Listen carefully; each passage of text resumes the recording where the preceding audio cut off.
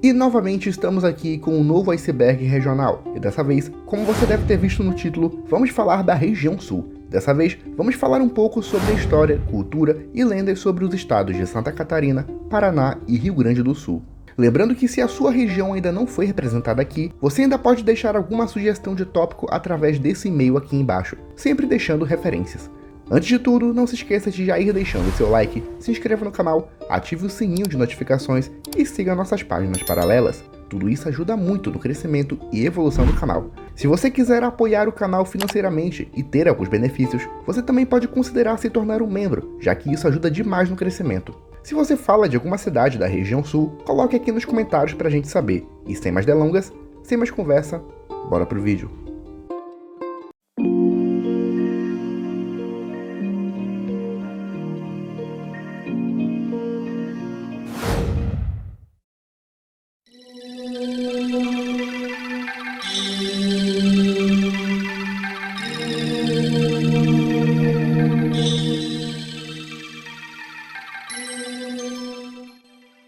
O Sul é meu país. Um dos movimentos políticos mais curiosos da década passada, sem dúvida, foi o movimento O Sul é meu país, que, como o nome indica, defende a separação da região sul do resto do Brasil. O movimento foi fundado em 1992 em Laguna, Santa Catarina, mas ganhou visibilidade a partir de 2013, quando uma grande crise política se iniciou no país. As principais motivações são fatores culturais, políticos e econômicos. Os líderes argumentam que a cultura e história do povo sulista é bem diferente do resto do país, marcada por conflitos e misturas de povos. Outro argumento é que os estados são bem mais desenvolvidos e possuem uma ótima qualidade de vida, diferindo drasticamente do resto do país, com regiões marcadas pela violência, pobreza e corrupção. Além disso, eles afirmam que os estados do sul são os que mais enviam tributos para Brasília, mas os que menos recebem de volta. Em 2016, militantes do movimento promoveram um plebiscito não oficial, onde mais de 665 mil pessoas dos 3 estados participaram, e 95% delas afirmaram que o Sul seria muito melhor se fosse separado do Brasil. Apesar do referendo ter sido apenas para testar o apoio do povo, recebeu críticas de muitos historiadores, jornalistas e organizações que acusam o movimento de distorcer a história, estarem motivados por interesses econômicos regionais e até de serem racistas. É sem dúvida o movimento separatista mais organizado e popular, já que movimentos assim existem por todo o Brasil, mas carecem de amplo apoio. Entretanto, segundo a Constituição de 1988, o Brasil é uma união indissolúvel, ou seja, a independência não pode ser viável por meios legais. Se você for do Sul, você acredita que esse movimento tem alguma legitimidade e a vida melhoraria como nação independente? Inclua nos comentários. Chimarrão.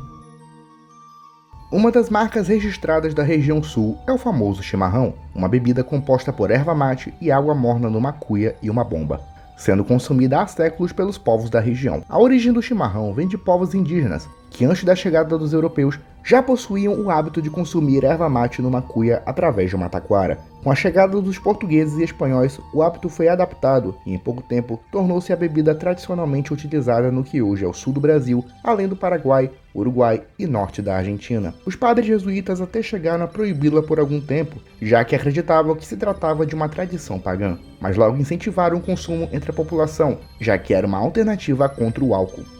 A popularidade foi tanta que nos séculos 19 e 20, a produção de erva mate cresceu absurdamente, tornando-se o produto mais exportado da região sul, ajudando em várias adaptações da bebida pela região. É hoje uma das bebidas mais tradicionais da região sul. Imigração europeia.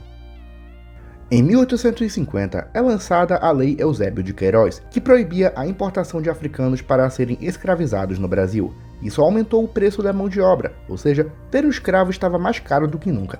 Para não atrapalhar a produção agrícola, que era a maior fonte de economia na época, o governo imperial passou a incentivar a vinda de imigrantes da Europa, que na época passava por grandes transformações políticas e sociais, o que fazia muitos europeus tentarem a vida em outros países. A partir de 1870, o Brasil recebeu italianos, espanhóis, mais portugueses, alemães e poloneses, além de japoneses e árabes. Eles vinham para o Brasil para trabalhar no campo, mais especificamente nas províncias de São Paulo, Paraná, Santa Catarina e Rio Grande do Sul.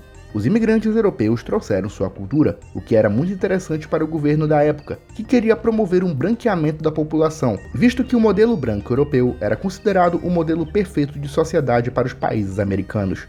No entanto, esse processo não ocorreu em todo o país, visto que até hoje o Sul e o Sudeste possuem uma população significativa de descendentes de europeus. No Sul, em especial, eles influenciaram a cultura, festas, gastronomia e até fundaram importantes cidades como Blumenau, Gramado, São Leopoldo e Londrina. Além disso, a composição étnica do Sul foi bastante influenciada por europeus, com muitos até hoje possuindo sobrenomes de origem europeia e traços típicos como olhos azuis, cabelos loiros e pele clara. Ao longo do vídeo, vamos ver um pouco mais sobre o legado deixado pelos imigrantes. República Rio-Grandense. O atual estado do Rio Grande do Sul já foi um estado independente entre 1836 e 1845, na chamada República Rio-Grandense ou República de Piratini. Esse foi um estado com reconhecimento limitado, consequência da Revolução Farroupilha, onde parte do exército e a elite rio-grandense se separou do resto do Brasil por questões políticas e econômicas, principalmente devido aos altos impostos sobre o charque e o couro. A República foi proclamada após a Batalha de Seival, em 11 de setembro de 1836, e sua capital, na maior parte do tempo, foi Piratini. Seu principal líder e presidente foi o comandante Bento Gonçalves da Silva, que chegou a lançar uma constituição e obter o reconhecimento do Uruguai. Apesar de manter um governo paralelo ao governo regencial do Brasil, a maioria dos líderes da República Rio-Grandense não queriam a separação definitiva da região, mas sim uma maior autonomia frente ao governo centralizado do Rio de Janeiro. Nos 9 anos que a República durou, muitas batalhas ocorreram entre as tropas gaúchas e as tropas imperiais, com a capital sempre mudando ao decorrer dos anos. Em 1845, após a assinatura do Tratado de Poncho Verde, a República Rio-Grandense voltou a fazer parte do Império, adotando mais autonomia política e econômica. No entanto, a memória da República é até hoje um ícone cultural da sociedade e folclore gaúcho, sendo reavivada em protestos políticos e manifestações pelo Brasil. Oktoberfest.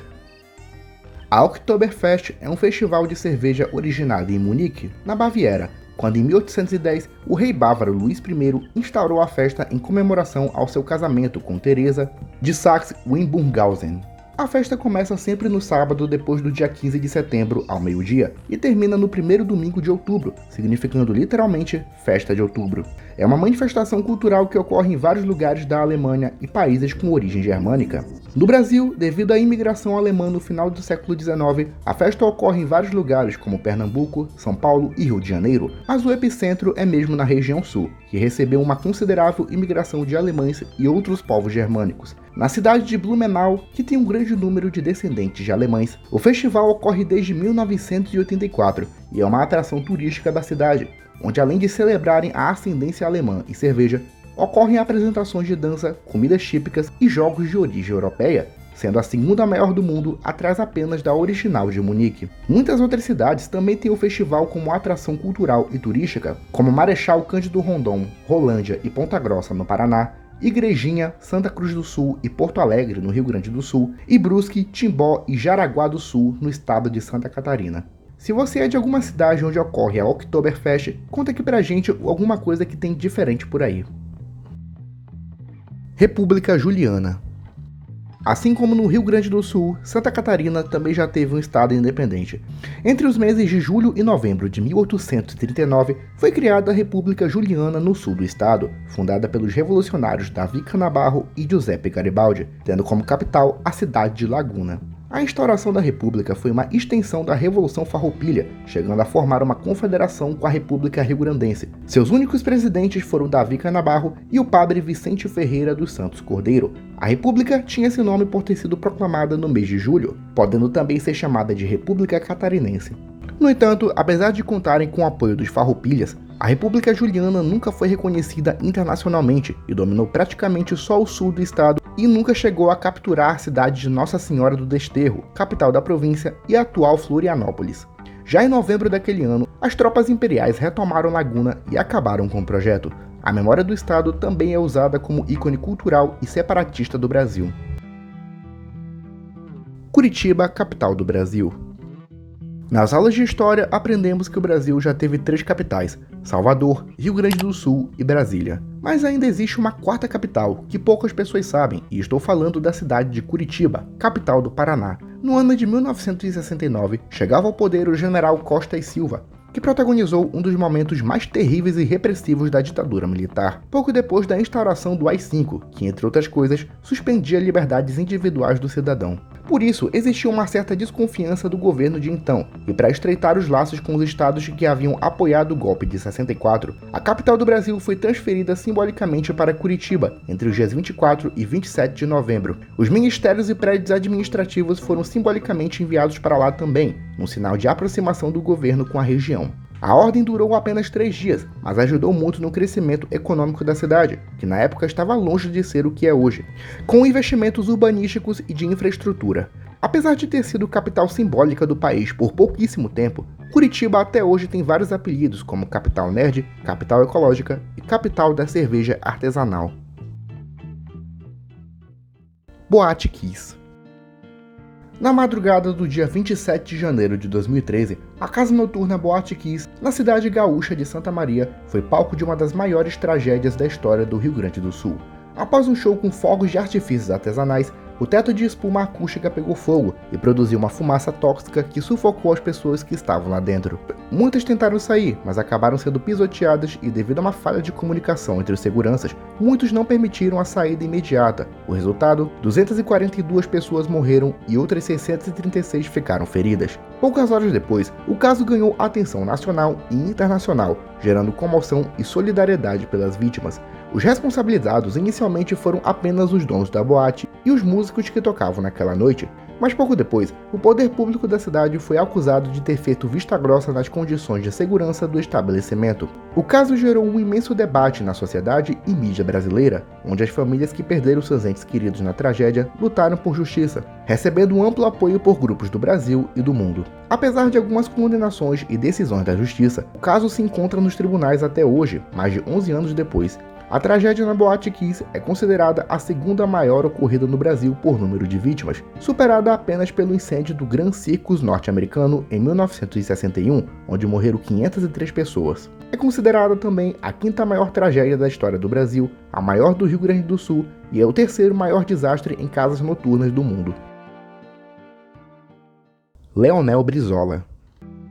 Leonel de Moura Brizola foi um político e engenheiro civil brasileiro, nascido no município de Carazinho, interior do Rio Grande do Sul. Brizola começou sua carreira política muito cedo, chegando a ser presidente do Grêmio Estudantil, deputado estadual e federal pelo Rio Grande do Sul, prefeito da capital Porto Alegre e finalmente governador do estado. Ele foi um dos grandes defensores do legado de Getúlio Vargas e o trabalhismo, estando ligado a várias figuras políticas importantes como Juscelino Kubitschek e João Goulart, que era seu cunhado e presidente do Brasil. Após a sucessão de João Goulart, o presidente quase sofreu um golpe para impedi-lo de tomar o poder, já que ele era acusado de ter ligações com o comunismo. Com isso, Leonel Brizola liderou a Campanha da Legalidade, um movimento que exigia a sucessão presidencial conforme a Constituição, garantindo assim a posse de seu cunhado na presidência. A partir daí, Brizola tornou-se um dos maiores nomes da política nacional, sendo cotado para a eleição de 1965. No entanto, o golpe militar de 64 resultou no seu exílio no Uruguai, Estados Unidos e finalmente em Portugal, retornando ao Brasil em 79 após o lançamento da Lei da Anistia. Em 80, ele ajuda a fundar o PDT, Partido Democrático Trabalhista, tornando-se governador em 82 e apoiando as diretas já em 84. Em 89, ele se lançou à presidência, defendendo o trabalhismo e a superação do autoritarismo da ditadura, mas ficou em terceiro lugar com 16% dos votos. No ano seguinte, ele foi novamente eleito governador do Rio, ficando no cargo até 94, quando foi novamente candidato à presidência, mas ficou em quinto lugar. Em 98, ele foi candidato a vice-presidente na chapa com Lula, mas novamente perdeu.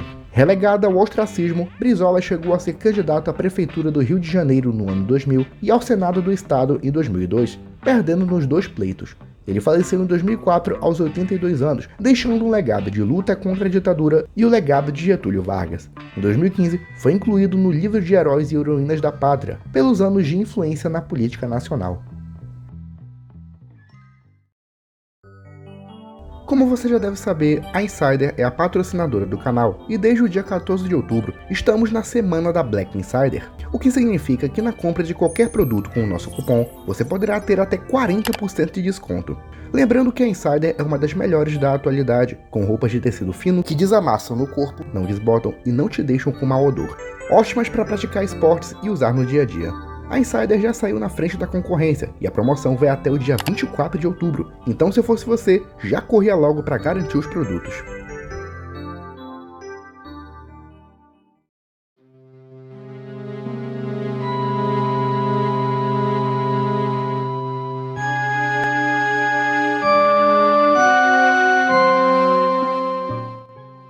Naichismo em Santa Catarina.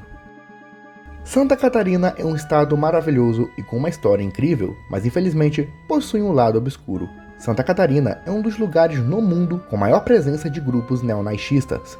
Todos os anos, muitos grupos e pessoas são presos por declaradamente apoiar as ideias de Adolf, chegando a vê-lo como uma figura pouco compreendida, entre aspas, e até negar o Holocausto. A relação não é à toa, já que a imigração europeia foi bem forte, em especial de alemães. Ela também não é nada nova, já que na década de 30, muitas cidades faziam passeatas e eventos em homenagem ao Führer e às suas ideias nacional-socialistas, chegando a contar com representantes do partido nazista em algumas ocasiões. Esses atos eram sempre tolerados pelo governo, já que além de desejarem manter boas relações com a Alemanha, alguns membros tinham certa admiração pelo modelo totalitário europeu. Mas a partir da entrada do Brasil na Segunda Guerra Mundial ao lado da Aliança, essa situação mudou drasticamente, com alguns simpatizantes e descendentes de alemães sendo presos em campos de internamento. Mesmo assim, as ideias nunca morreram e até hoje são difundidas por muitas pessoas e grupos considerados criminosos, já que exaltar essa ideologia é crime por lei no Brasil. Claro que movimentos assim existem em vários lugares do mundo e vários lugares do Brasil, mas a região sul, em especial Santa Catarina, é o epicentro do caso, sendo um dos fatos mais obscuros da história brasileira. Sepete Araju.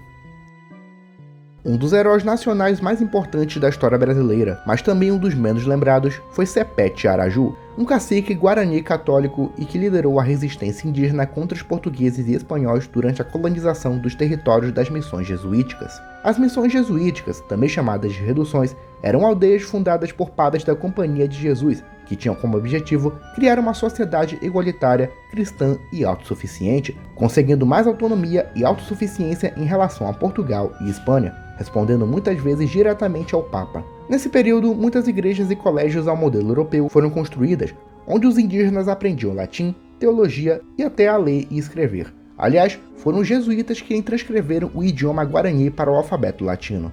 No entanto, após uma série de conflitos, Portugal e Espanha decidiram firmar as fronteiras de seus territórios na América do Sul e dividir os aldeamentos jesuíticos, expulsando os padres da região. Boa parte dos habitantes era conformados por padres e indígenas, um deles sendo Sepete Araju, um cacique que liderou um poderoso exército contra os europeus, bradando a famosa frase que ficou célebre: "Essa terra tem dono". Começava assim a Guerra Guaranítica, que durou entre 1753 e 1756, onde Sepete Araju lutou contra os europeus ao lado dos jesuítas, conseguindo algumas vitórias e resistir à conquista de seu território. No entanto, devido à superioridade militar portuguesa e espanhola, novos ataques enfraqueceram o cacique, que acabou morrendo na Batalha de Caiboaté, onde o número de 1.500 guaranis morreram, sendo por vezes considerado um massacre. Após isso, os territórios das missões foram dominados pela coroa espanhola e portuguesa, com alguns aldeamentos sendo abandonados. Apesar disso, Sepete Araju é considerado o primeiro grande herói gaúcho e um ícone da resistência indígena, sendo considerado um santo popular e reconhecido como servo de Deus pela Igreja Católica. As Bruxas de Itaguaçu. Uma das lendas mais conhecidas de Santa Catarina é o do Salão de Festas das Bruxas, ou as Bruxas de Itaguaçu. Diz a lenda que nos séculos passados, muitas bruxas viviam disfarçadas em meio aos habitantes de Nossa Senhora do Desterro, atual Florianópolis. Um dia, eles decidiram fazer uma festa, mas não era uma festa qualquer. Seria um baile onde todos os monstros e demônios seriam convidados, como lobisomens, vampiros, bruxas, fantasmas e muitos outros. No entanto, as bruxas não convidaram o ser, que era o próprio diabo, e o motivo era porque ele fedia enxofre e exigiria que as bruxas e os demais convidados beijassem sua cauda como sinal de submissão. A festa começou durante a madrugada e os monstros se divertiam, Porém, em meio aos festejos, o diabo surge acompanhado de raios e trovões, e furioso por não ter sido convidado para a festa. Com isso, elas foram castigadas e transformadas em pedras gigantes, que até hoje são vistas na praia de Itaguaçu, em Florianópolis. O Padre do Balão. No dia 20 de abril de 2008, o padre Adelir Antônio de Carli embarcou em Paranaguá, no litoral paranaense, para um voo de balão de gás hélio. O objetivo era voar por 20 horas até chegar em Mato Grosso do Sul. O voo serviria para atrair atenção e verba para os trabalhos sociais de sua igreja, que cuidava de pessoas em situação de rua e abrigos para caminhoneiros. No entanto, a aventura, que era um grande sonho do padre, acabou se tornando numa verdadeira tragédia. O sacerdote já havia feito uma viagem do tipo, na primeira partindo de Paranaguá até San Antônio, na Argentina, numa viagem que durou 4 horas em 13 de janeiro de 2008. Confiante com o primeiro resultado e buscando obter um recorde mundial, ele partiu às 13 horas do dia 20 de abril equipado com paraquedas, capacetes, roupas impermeáveis, aparelho de GPS, celular via satélite, colete salva-vidas, trajes de voo térmico, além de comida e água. No entanto, devido ao tempo instável, os envolvidos em terra que estavam em contato com o padre perderam o contato, e dentro de alguns dias, as buscas começaram pela costa brasileira. Quase 2 meses depois, seu corpo foi encontrado na costa de Maricá, no Rio de Janeiro, com o padre tendo morrido por hipotermia e o caso conhecido como Padre do Balão. A morte do religioso gerou muita comoção, com ele sendo enterrado em sua cidade natal e milhares de pessoas fazendo uma vigília em seu funeral. Infelizmente, o projeto de vida do padre não foi levado adiante, apesar de alguns apoiadores e religiosos terem tentado realizar o sonho. O caso é, sem dúvida, um dos mais tristes envolvendo tentativas de recordes mundiais na história. Movimento República do Pampa. Ayrton Marx é um jornalista e político nascido em Hamburgo, na Alemanha, mas radicado no Brasil. Ele ficou famoso em 1990, quando iniciou um movimento pela independência do Rio Grande do Sul, chamado de Movimento República do Pampa. Marx lançou um livro nesse ano, chamado Vai Nascer o Novo País, a República do Pampa Gaúcho, onde passou a defender que o Estado possui diferenças econômicas e políticas do resto do país, além de ser vítima de corrupção e abuso na arrecadação de tributos do governo federal. A justificativa histórica também se devia ao Tratado de Poncho Verde, que, segundo ele, não acabava com a República Rio-Grandense, tanto que o nome da extinta república ainda se encontra no brasão de armas do Estado. Ayrton Marx conseguiu alguns seguidores e simpatizantes na cidade de Santa Cruz da Serra, mas também vários críticos que acusavam o movimento de ser racista e promover a desunião do povo. A polícia chegou a prender alguns membros e a multar uma rádio que deu voz ao movimento em 1993. Após isso, o projeto perdeu força e o próprio Ayrton Marx se afastou em 1997. O movimento foi um dos precursores no sentimento de autodeterminação que algumas pessoas têm em relação à região sul, e uma das inspirações para o movimento O Sul é Meu País. Antonieta de Barros. Nascida em Florianópolis em 1901, Antonieta de Barros foi uma professora, jornalista e política brasileira, sendo uma das primeiras mulheres negras a assumir um mandato político no Brasil. Nascida de uma família pobre e com uma mãe dona de casa, Antonieta de Barros se alfabetizou e tornou-se professora, numa época onde a maioria dos trabalhos para a população negra eram braçais. Sabendo disso, Antonieta de Barros fez várias críticas ao sistema social de Floripa, defendendo pautas como sufrágio feminino, educação mais inclusiva e a maior participação do negro na política. Em 1934, ela foi eleita deputada estadual, sendo uma das primeiras mulheres a assumir um mandato popular no Brasil. Em seu mandato, lutou pela educação e inclusão, chegando a ser presidente da Assembleia Legislativa de Santa Catarina, sendo a primeira mulher a presidir um parlamento no país. Antonieta de Barros foi uma das autoras da lei que instituiu o Dia dos Professores como feriado escolar. Mas apesar de seu pioneirismo e importância para a educação e o movimento negro, sua memória foi apagada por muitos anos, com ela sendo praticamente esquecida com o tempo. Apenas nos anos 2010, sua história foi resgatada e muitas homenagens foram feitas. Em 2023, ela foi incluída no livro de heróis e heroínas da pátria. Sem dúvida, uma mulher extraordinária que merece ter sua história contada. Revolução Federalista. Após a proclamação da República e a renúncia do primeiro presidente, o Marechal Deodoro da Fonseca, 2 grupos se formaram no Rio Grande do Sul. Os Pica-Paus, liderados por Júlio de Castilho, que defendiam um governo centralizado e forte, e os Maragatos, liderados por Gaspar Silveira Martins, que defendiam um governo descentralizado e parlamentarista. Entre 1893 e 1895, uma intensa guerra ocorreu entre os dois grupos, que lutaram pelo poder no estado e planejaram uma revolução a nível nacional. A revolução também se espalhou pelos estados de Santa Catarina e Paraná, sendo uma das guerras civis mais violentas daquele período. Um fato bem macabro sobre esse episódio é que alguns prisioneiros de guerra eram decapitados em público, na intenção de aterrorizar os inimigos e evitar traições, servindo também para evitar o gasto de balas durante as batalhas. A revolução foi vencida pelos pica-paus de Júlio de Castilhos, que contavam com o apoio do presidente Floriano Peixoto. Polêmica do hino do Rio Grande do Sul. Desde alguns anos atrás, existe uma polêmica em relação ao hino do Rio Grande do Sul, que muitos militantes do movimento negro afirmam que em determinado trecho existe um suposto teor racista. O trecho em questão diz: "Mas não basta para ser livre, ser forte, aguerrido e bravo. Povo que não tem virtude acaba por ser escravo." O hino foi escrito em 1838 durante a Revolução Farroupilha e ao longo dos anos sofreu várias alterações até chegar na versão atual, oficializada em 1966. Já nos anos 2000, surgiu uma reinterpretação que afirma que a canção compara as pessoas sem virtudes a um escravo, exigindo uma nova alteração ou a retirada desse trecho.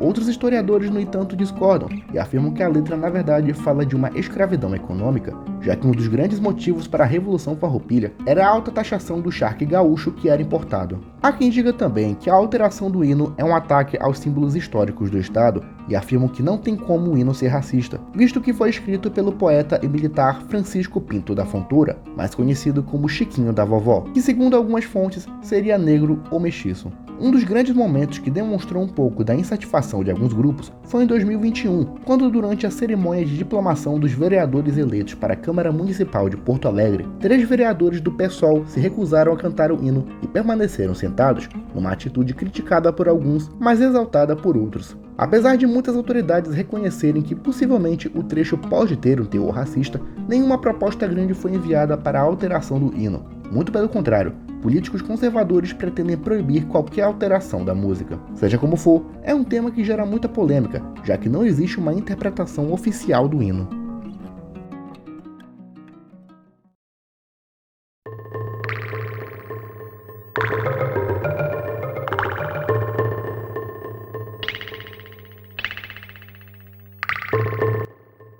Massacre de Porongos.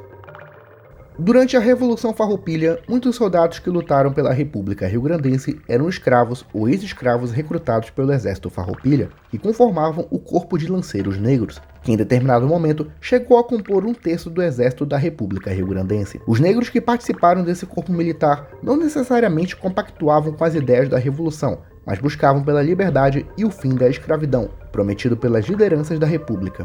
No entanto, em 1844, perto do final da guerra, já era evidente que o Império sairia vitorioso e a promessa de liberdade não poderia ser cumprida. Por isso, em 14 de novembro, um esquadrão de lanceiros negros acampados no Cerro de Porongos, atual município de Pinheiro Machado, foram surpreendidos e massacrados pelas tropas imperiais. Dos 150 lanceiros, 96 foram mortos, enquanto outros fugiram e os capturados foram enviados ao Rio de Janeiro para serem novamente escravizados. Esse é um dos episódios mais polêmicos da história gaúcha, e não pelo massacre em si, mas pelo debate que existe se ele foi orquestrado unicamente pelas tropas imperiais ou com alguma conivência dos farroupilhas. O maior suspeito de envolvimento é o general Davi Canabarro. Isso porque no final do conflito, com a derrota já iminente e as negociações de paz, uma das condições que o Império teria dado era a devolução dos lanceiros escravizados para seus senhores, o que desagradaria tanto os senhores que financiaram a Revolução, quanto os lanceiros a quem foi prometida a liberdade. Por isso, surge a teoria que Davi Canabarro teria feito um acordo secreto com o Barão de Caxias,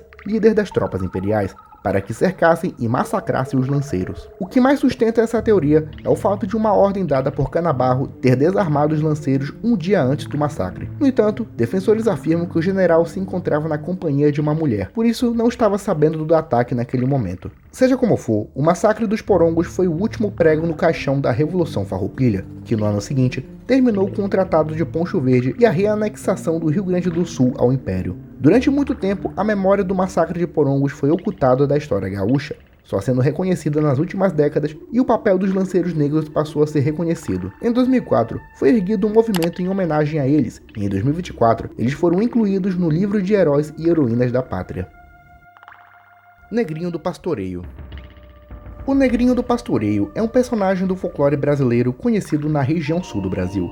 De origem africana e cristã, a lenda surgiu em meados do século XIX e conta a história de um menino escravo que recebeu o milagre de Nossa Senhora por ser um inocente que sofre com cachegos de um fazendeiro. Como boa parte das histórias populares, uma delas conta que o Negrinho, após perder uma corrida apostada pelo estancieiro, recebeu um castigo, ficar pastoreando durante 30 dias uma tropilha de 30 tocadilhos negros. Por 2 vezes os cavalos se dispersaram, mas após acender uma vela para Nossa Senhora, o Negrinho reencontrou os cavalos perdidos. Em outra versão da lenda, em determinado dia, o fazendeiro ordenou ao Negrinho que cuidasse de alguns cavalos, porém um deles fugiu, e quando retornou, o senhor sentiu falta do cavalo e mandou o Negrinho procurar pelo animal.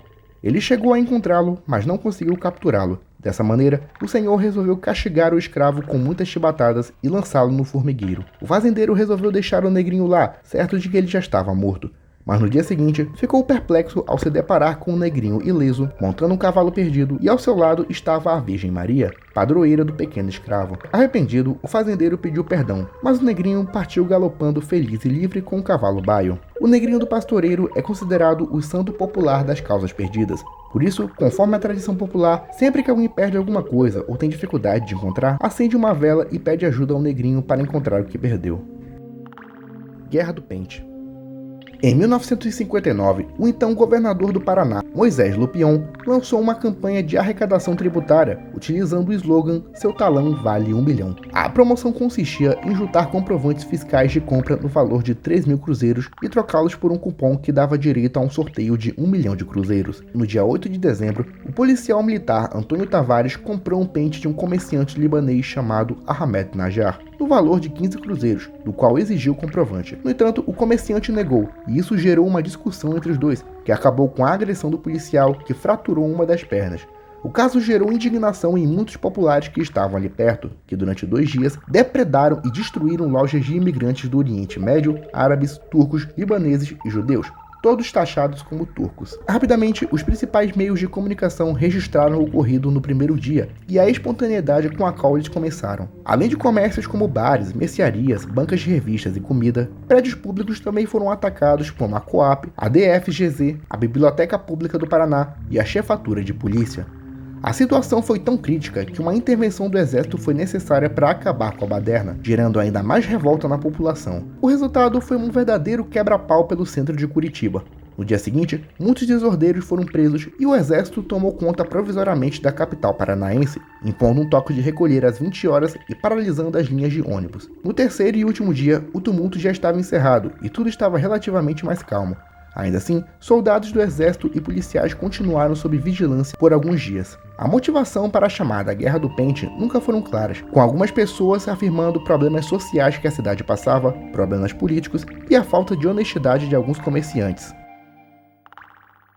Padre Landel. Roberto Landel de Moura foi um sacerdote, cientista e interventor brasileiro natural de Porto Alegre, que tem a fama de ter feito a primeira transmissão sem fio da história e ser um dos pais da radiodifusão. Tendo uma carreira religiosa de sucesso e sendo indicado para várias paróquias em todo o Brasil, o Padre Landel passou mais tempo estudando sobre transmissões por meio de ondas eletromagnéticas, conseguindo desenvolver aparelhos que futuramente dariam origem ao telefone e ao rádio. O Padre Landel também fez importantes estudos na parapsicologia e se interessava pelo espiritismo sob o olhar científico, motivo pela qual foi considerado um bruxo pelos cidadãos mais fanáticos, chegando a ter um laboratório vandalizado por eles. Como já dito, ele foi pioneiro nos estudos de telecomunicações, sendo por isso creditado às vezes como o pai da radiodifusão. No entanto, a maioria de seus feitos foram ignorados, e esse título maiormente atribuído a Guillermo Marconi, um italiano que em 1896 fez aquela que é considerada a primeira transmissão sem fio. Com a chegada da internet, Landel de Moura vem sendo reconhecido e sendo cada vez mais considerado para o título. Ele também está incluído no livro de heróis e heroínas da pátria. O nome de Florianópolis. Florianópolis é uma cidade linda e uma das poucas capitais brasileiras localizadas numa ilha, mas a origem do nome da cidade, digamos que não é nada bonita. Como dissemos uns tópicos atrás, a Revolução Federalista foi uma guerra civil no Rio Grande do Sul, onde centralistas e federalistas lutaram pelo poder para derrubar o governador gaúcho e o presidente da época. Os outros estados do sul, como Paraná e Santa Catarina, aderiram à revolta, e na capital dessa última, até então chamada de Desterro, houve um grande movimento militar para se unir à causa federalista. Isso gerou um verdadeiro campo de batalha onde tropas do governo massacraram os militares revoltosos e até alguns civis inocentes. No final, o governo do estado quis mostrar lealdade ao governo federal e renomeou a cidade como Florianópolis, em homenagem a Floriano Peixoto. Lenda do Arro-Arro. Uma das criaturas mais bizarras do folclore sulista é o Arro-Arro, uma criatura parecida com uma ovelha, mas com grandes olhos e chifres, que andava pela floresta e devorava qualquer um que cruzasse seu caminho, ou que estivesse longe das reduções jesuíticas. Outras versões também o descrevem como um cachorro que solta fumaça pela boca. A criatura andava sempre em bando e se comunicava através do grunhido Arro-Arro.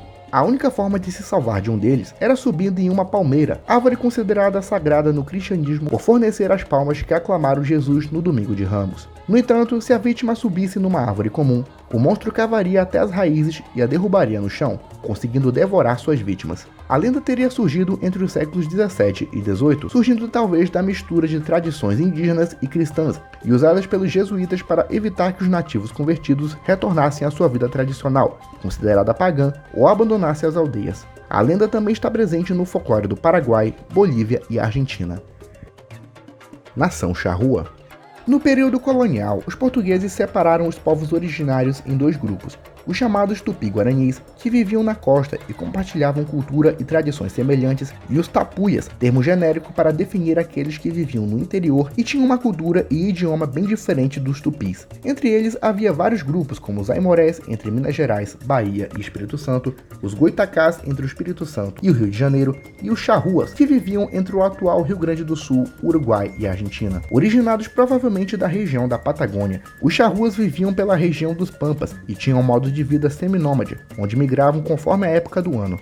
Apesar de guardarem características físicas semelhantes aos demais povos da região, possuíam uma estatura um pouco maior que a média, sendo por isso bastante temidos e hábeis na arte da guerra. Os espanhóis do lado ocidental do rio Uruguai entraram em contato com os charruas no século XVII, onde introduziram o cavalo à sua cultura, tornando-se mestres na arte da montaria. Com essa habilidade, eles capturaram o gado de fazendeiros europeus e missões jesuíticas, mas também lutaram contra outros povos em alianças com os europeus. A partir do século XIX, com o processo de independência da América Latina e a fundação do Uruguai, Argentina e Brasil como países independentes, os charruas passaram a ser cada vez mais repudiados, já que além de roubarem o gado de fazendeiros locais, eles resistiam em adotar a cultura, religião e modo de vida ocidental, chegando a se aliar com outros povos no movimento de resistência. Em 1831, após a independência do Uruguai, o primeiro presidente do país ordenou uma matança de todos os charruas pelo interior. O episódio ficou conhecido como Massacre de Salsipuedes e iniciou o extermínio dessa população, que pouco a pouco foi sumido do mapa até o final do século XIX. Oficialmente, os últimos charruas foram um casal enviados para a França nos antigos zoológicos humanos, com sua cultura sendo praticamente esquecida desde então. Hoje não se sabe ao certo qual era o seu idioma, cultura e práticas religiosas, com eles sendo dados como extintos até 2007. Nesse ano, novos estudos de povos indígenas da América do Sul encontraram aspectos culturais semelhantes e relatos dos charruas nos séculos 18 e 19, criando a teoria de que alguns deles podem ter se juntado com populações sedentárias e se assimilado a outros povos.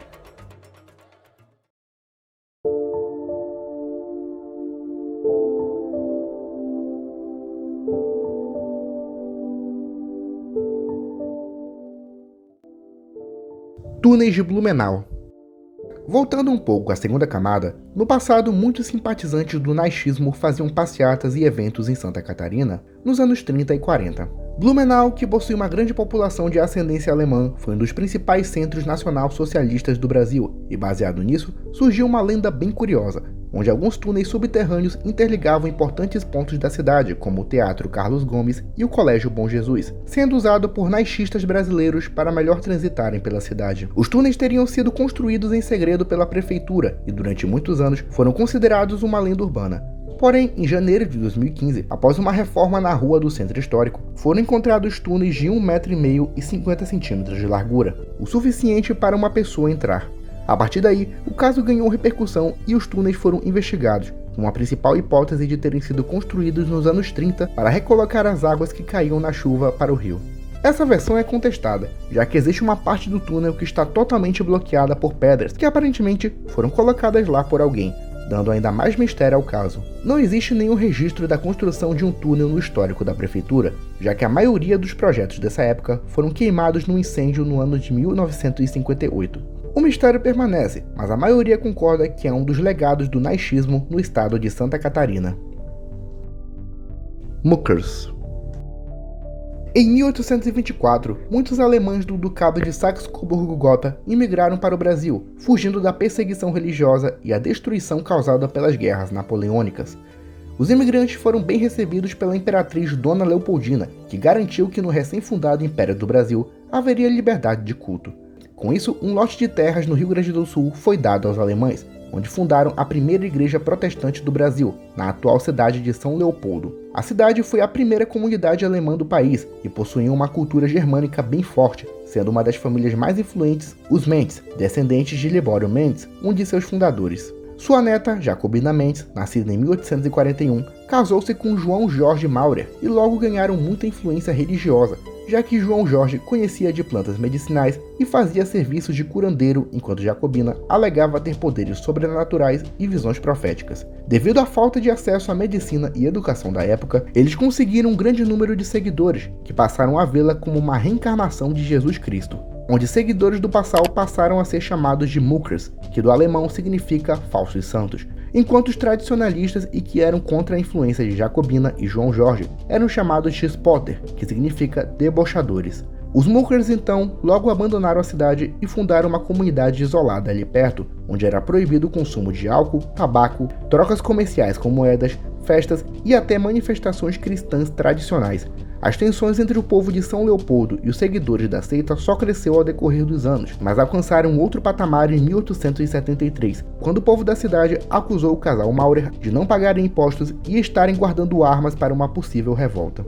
A polícia inspecionou a residência do casal e toda a comunidade, mas não acharam nada. Após isso, os Muckers começaram uma vingança contra São Leopoldo. Jacobina alegou que o apocalipse estava próximo, por isso ordenou que os seguidores incendiassem casas de pastores e assassinassem seus inimigos. Isso resultou numa intervenção do exército imperial, que junto com voluntários de várias comunidades e cidades ao redor, iniciaram uma verdadeira operação de guerra para acabar com a seita. As casas da comunidade chegaram a ser incendiadas, mas os Muckers se esconderam na floresta, onde contra-atacavam o exército em um tipo de guerrilha. No ano seguinte, a cabana onde o casal Maurer e os últimos Muckers ainda resistiam foi incendiada pelo exército. Jacobina morreu durante o incêndio e João Jorge fugiu pelos fundos em direção à floresta e nunca mais foi visto. Apesar de meio esquecido hoje em dia, a revolta dos Muckers foi um dos acontecimentos mais singulares da história do Rio Grande do Sul. Na região que se localizava a comunidade, existe a cidade de Sapiranga, que guarda um museu inteiramente dedicado a contar sobre essa história. Túneis de Porto Alegre. Semelhante ao caso dos túneis de Blumenau, os túneis de Porto Alegre são também um mistério para a capital gaúcha, mas que, diferente do interior, possuem ainda mais controvérsia. A primeira menção dos túneis ocorreu em 1845, quando um fazendeiro percebeu que suas galinhas estavam sumindo e logo descobriu que elas estavam sendo devoradas por um tipo de lagarto. Quando finalmente avistou o animal e o perseguiu para matá-lo, ele entrou num estranho buraco no fundo do quintal, e o homem adentrou e encontrou um tipo de alçapão, que logo começou a investigar e encontrou um mapa, uma carta e armas. Outra versão da primeira menção do caso é que os artefatos foram encontrados por estudantes que estavam de férias numa estância. O mapa mostrava uma conexão de vários pontos com o centro histórico de Poá, desde o Palácio do Governo até várias igrejas e catedrais. O mapa desapareceu pouco tempo depois de sua descoberta, impossibilitando que outros pontos e a sua finalidade fossem descobertos. Ao longo dos anos, outras partes dos túneis foram encontrados, o que intrigou ainda mais os pesquisadores, arqueólogos e historiadores. Teorias existem muitas, como a que afirma que os túneis teriam sido construídos no período colonial para que as autoridades da coroa portuguesa pudessem fugir de um eventual ataque espanhol. Outra teoria diz que eles foram construídos pelos farroupilhas durante a Revolução, mas pelo fato da capital ter sido ocupada apenas por 9 meses, pesquisadores acham improvável que ela tenha sido construída em tão pouco tempo. Em 2003, o governo do estado liderou escavações pelo interior e novas rotas foram descobertas, que além de conectarem a várias construções históricas, aparentemente possuem trechos bloqueados ou acimentados, sendo impossível saber a real extensão. Conta-se que os túneis teriam sido usados ainda nos anos 60, quando Leonel Brizola era governador do estado e teria utilizado durante a campanha da legalidade, mas o mesmo nunca deu um depoimento mais aprofundado sobre os caminhos que o túnel levava, só restando teorias. Uma teoria mais recente diz que os túneis podem ter sido feitos por algum animal ainda na pré-história, como por exemplo uma preguiça gigante, que alguns acreditam que era capaz de cavar túneis subterrâneos. Diferente dos túneis de Blumenau, os túneis de Porto Alegre são uma total controvérsia e até hoje geram debates entre a população da cidade, incluindo historiadores. São João Maria. São João Maria, ou Monge João Maria, é uma figura misteriosa do folclore do Sul, que, segundo a tradição, seria um homem místico com capas longas, bengala e que trabalhava como curandeiro. Pesquisas apontam 3 indivíduos que, ao longo da história, teriam o mesmo nome e realizaram aparições em diferentes épocas e contextos. Um monge italiano chamado João Maria de Agostini realizou trabalhos em Santa Maria e Candelária, ajudando a espalhar o culto a Santo Antão. Ele realizou outras missões no Uruguai e na província argentina de Corrientes, chegando a ir para a América do Norte para espalhar o evangelho, mas acabou sendo morto em abril de 1869 por guerreiros apaches. Pouco antes de sua partida do Brasil, ele teria previsto que um monge com seu nome surgiria nos anos seguintes, e em 1886, entre a fronteira do Paraná e Santa Catarina, surgiu o segundo monge chamado João Maria de Jesus, que, assim como o primeiro, utilizava os mesmos métodos de cura e tinha a mesma sabedoria com ervas medicinais. Acredita-se que seu nome verdadeiro era Atanás Marcaf, um argentino. Sobre sua origem, ele dizia que nasceu em Buenos Aires e que 9 anos antes de aparecer, ele teve um sonho na qual ele devia caminhar pelo mundo durante 14 anos, sem comer carne nas quartas, sextas e sábados, e sem pousar na casa dos outros. Uma de suas previsões mais acertadas é que no futuro, onde segundo suas palavras, haverá um rastro com pouco pasto, linhas de burros pretos de ferro carregarão as pessoas, uma estrada preta matará muita gente e gafanhotos de asas de ferro que destruirão várias cidades. O monge alegava que tinha mais de 180 anos e ele desapareceu entre 1900 e 1908. O terceiro monge, dessa vez chamado José Maria, surgiu em 1911, no atual município de Campos Novos, em Santa Catarina. Ele teria sido um ex-militar que, de acordo com o laudo da polícia de Vila das Palmas, no estado de Santa Catarina, seu verdadeiro nome era Miguel Lucena de Boaventura, um soldado desertor condenado por estupro. Ele afirmava ser irmão de João Maria e adotou o nome de José Maria de Santo Agostinho.